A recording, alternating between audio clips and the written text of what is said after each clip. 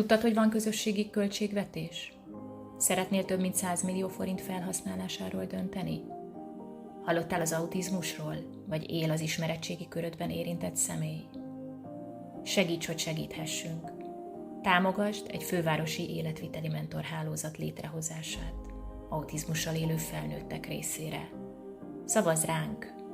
otlet.budapest.hu/projektek/571.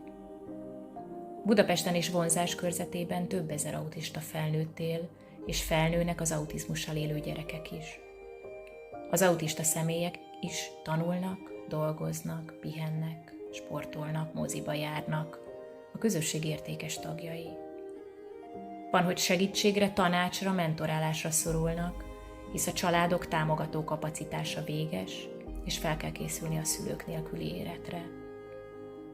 Szakszerű, elérhető ellátást szeretnénk nyújtani a munkavállalás, a mindennapi élet, az emberi kapcsolatok vagy a bürokrácia területén, hogy azok is teljes és biztonságos életet élhessenek, akik mentorálásra szorulnak.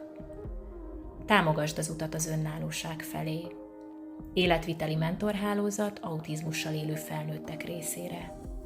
Részletes információt a Rajmond Ház honlapján találsz, rajmondhaz.hu. Szavazáshoz kövesd a QR kódot.